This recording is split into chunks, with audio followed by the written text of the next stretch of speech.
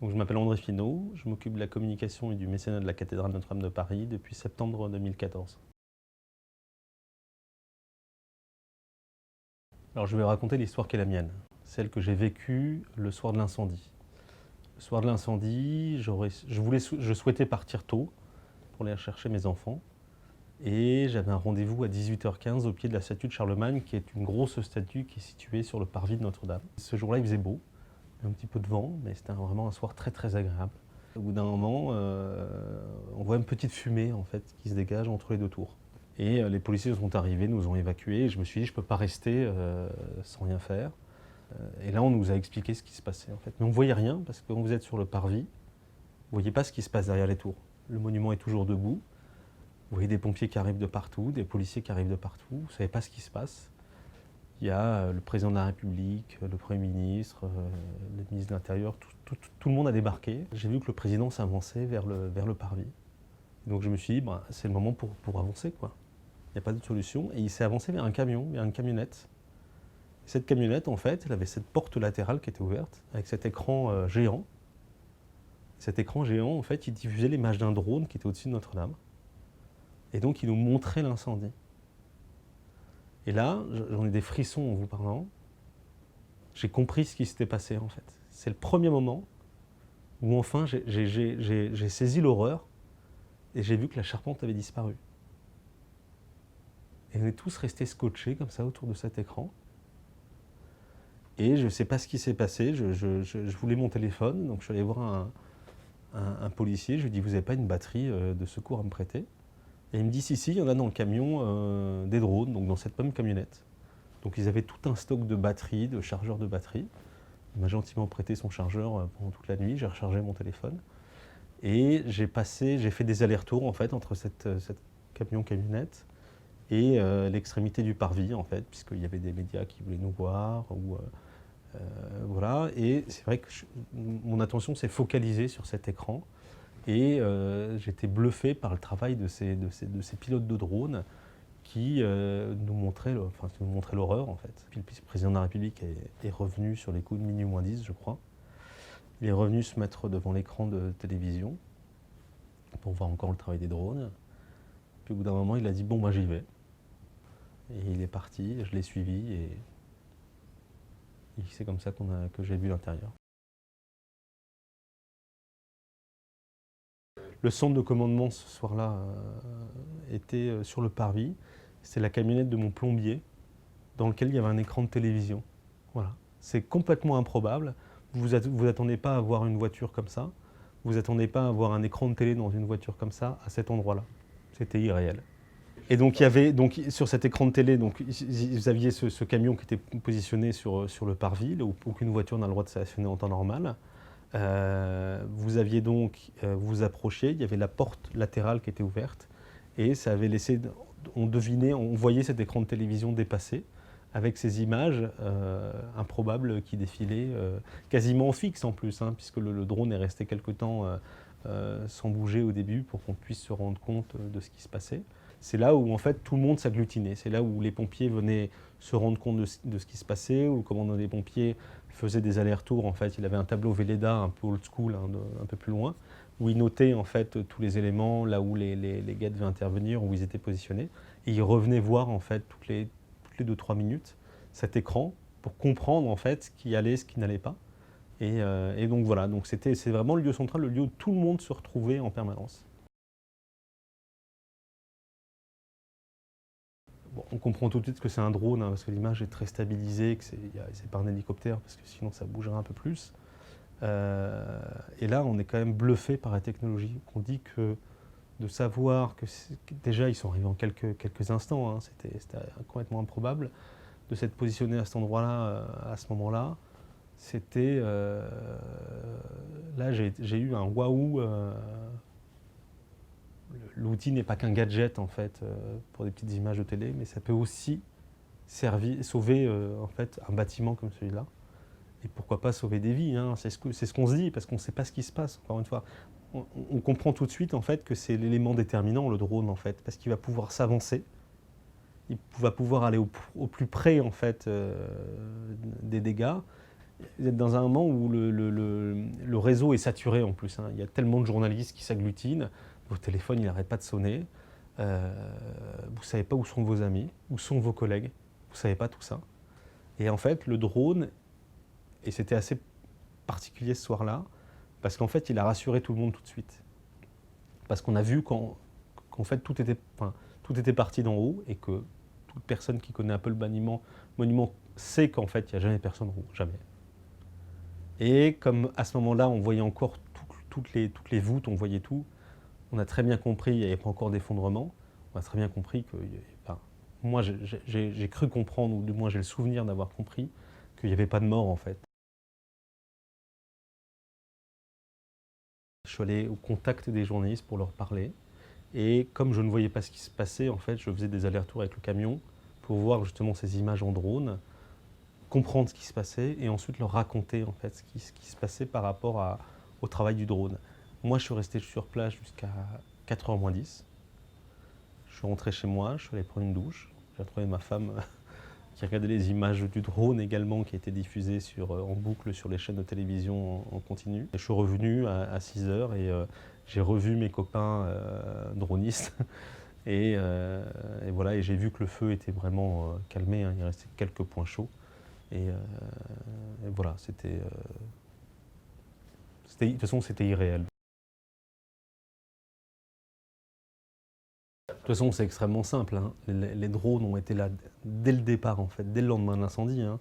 L'incendie a eu le 15, le 16, les équipes étaient au travail, parce qu'on ne savait pas si on pouvait monter déjà sur certaines parties de la cathédrale et voir l'état de la voûte. Donc, l'être humain est lâche, et l'on voit des robots, donc en l'occurrence les drones, en fait, pour aller au plus près des éléments et voir si l'échafaudage va encore tenir. Et il y a des éléments de bois, en fait, à ce moment-là, qui pendent et qui menacent de tomber et de tuer quelqu'un si jamais quelqu'un s'aventure en dessous. Et puis ensuite, il y a de la pierre, il y a les voûtes, en fait. Et avec le drone, quand on avance, en fait, on voit si des pierres ont pu bouger, c'est-à-dire ont pu descendre un petit peu. Et si ces pierres, alors après, on va utiliser la technique du laser, hein, qu'on va mettre un peu partout dans le monument, et on va se focaliser sur certains points pour voir si ces éléments-là bougent. Mais dans un moment d'urgence, en fait, le drone est là pour repérer toutes ces anomalies.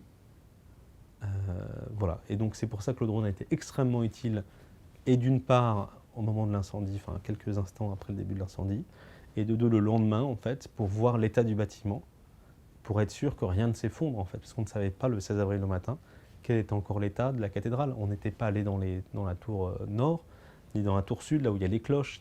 Si le bois à l'intérieur avait complètement cramé, les cloches auraient pu tomber, et en tombant, comme c'est des objets de plusieurs tonnes, elles auraient pu faire s'effondrer la façade du bâtiment. Sans le drone, en fait, il y a des endroits où on ne peut plus accéder, hein, on ne peut toujours pas accéder. La clé de voûte, c'est la croisée des transepts, c'est au milieu de la cathédrale, là où il y a plus rien, en fait. Vous avez quand même, le drone permet d'accéder, en fait, à cet endroit, de se positionner en plein milieu et de voir les différents éléments s'ils bougent ou pas. Et quand vous faites une photographie à un instant T, vous revenez le lendemain ou 3 jours après, vous refaites la même photo parce que le drone permet justement de se mettre positionné exactement au même endroit. Vous pouvez faire la même photo et donc vous pouvez voir qu'en fait, où des choses ont bougé, ou rien n'a bougé. Donc c'est ce qui permet aussi aux architectes de prendre des décisions un peu plus tranchées. La première rencontre avec un drone à Notre-Dame, c'était pour un documentaire pour France 2 dans mes souvenirs, et ils sont arrivés avec cet engin.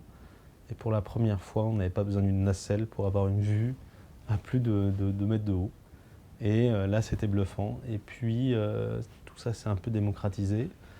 Et j'ai fait un tournage en extérieur pour une animation, une attraction qui était assez rigolote d'ailleurs, où le drone passe dans des endroits dans lesquels on ne passe jamais, entre les deux tours, tourne autour du chevet. On a fait un beau documentaire pour Déraciner les ailes qui sortira à la rentrée prochaine.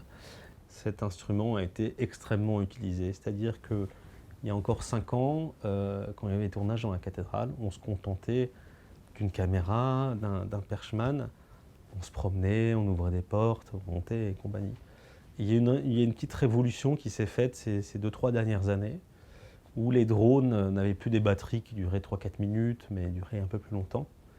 Et les conservateurs ont compris que cet instrument n'était pas forcément dangereux pour le monument, parce qu'ils avaient peur en fait que la commande puisse se décrocher et que le drone puisse s'encastrer dans un vitrail ou dans un pilier. Et donc, au fur et à mesure, on commençait à accepter en fait ces tournages en drone. Donc, on n'en faisait pas tous les 4 matins, parce que pour moi, ça nécessite de venir tard le soir ou tôt le matin avant l'ouverture ou après la fermeture. Mais il y avait toujours ces tournages en drone que j'adorais, hein. Le monument, il était à moi, je le partageais avec ces dronistes, et il me permettait de voir des détails que je n'avais jamais vus avant. Quand vous rentrez dans ce lieu, en fait, vous voyez que c'est très haut. Les rosaces, elles sont très belles, mais vous voyez que la lumière globale, en fait, qui en sort. Mais dès que vous pouvez monter avec un drone, en fait, vous voyez déjà, et d'une de face, ces vitraux incroyables, et en plus, vous pouvez aller voir les détails, ce qu'on n'avait jamais fait avant. Et le fait de pouvoir se promener, d'avancer, de reculer, c'était des mouvements complètement exceptionnels. Et puis il y a eu aussi ces utilisations de drones, notamment avec Morgan Freeman au mois de novembre dernier, pour un très très beau plan séquence en fait, qui vient conclure la série de 6 ou 8 épisodes de la saison de son émission. Et on était en train de travailler avec Yann Arthus Bertrand. Yann Arthus Bertrand, avec sa réputation incroyable, on a Monsieur Tout-le-Monde qui arrive et qui vous dit j'ai beaucoup utilisé l'hélicoptère, maintenant l'hélicoptère c'est très compliqué. J'ai beaucoup utilisé la péniche pour tourner autour de Notre-Dame, maintenant la péniche c'est trop compliqué. On va se lancer dans le drone parce qu'on a plus de liberté. Et donc voilà, donc on avait cette envie surtout que Notre-Dame avait des problèmes d'entretien. Donc on avait besoin d'argent pour entretenir le monument. Et il m'avait proposé de filmer en drone tous ces éléments-là et de m'offrir les images en fait. Donc pour moi le drone c'est quand même quelque chose qui est un bouleversement artistique. Et aussi c'était le moyen pour demain communiquer sur nos besoins. Et sur les besoins pour sauver le monument qui était en état de péril déjà depuis une vingtaine d'années. Et je garde un souvenir très ému d'un tournage qu'on avait fait le 2 novembre dernier avec Morgan Freeman. C'était très sympathique en fait. Morgan Freeman a une émission sur Nat Geo en fait, où il se promène à la découverte des religions du monde et il tenait à faire une séquence à Notre-Dame. Donc on a fait une séquence à Notre-Dame et il voulait terminer son émission par un plan en drone où lui remonte la nef à pied. Et le drone, en fait, va en reculant tout en montant. Ça donnait un effet complètement incroyable. Et, et quand je revois ces images maintenant, 7-8 mois après, je garde un souvenir très ému de ces moments uniques passés avec ces petits engins improbables. Et de voir ces images complètement délirantes, ça me prend aux tripes, quoi. Le bâtiment est debout, aucun objet d'art ou presque n'a été perdu. Et puis, il y a un moment délicieux en fait pour toutes les personnes qui rentrent, qu'elles soient croyantes ou non, c'est de voir Notre-Dame, Notre-Dame de Paris, elle est représentée par une statue du XIVe siècle qu'on appelle la Vierge aux piliers. Et cette Vierge aux piliers qui s'est retrouvée au milieu des gravats, au milieu des pierres, au milieu des poutres brûlées en fait, elle est sortie de là intacte. Et donc elle a été sortie et mise dans une chapelle. Et cette statue qui était blanche, en fait, malgré l'incendie, elle est toujours blanche. Et on ne l'a pas nettoyée. Et donc de savoir que le symbole de Notre-Dame, la Vierge Marie, la Vierge du XIVe, soit sortie intacte d'un tel incendie alors que tout s'est effondré sur elle, c'est une note d'espoir absolument incroyable.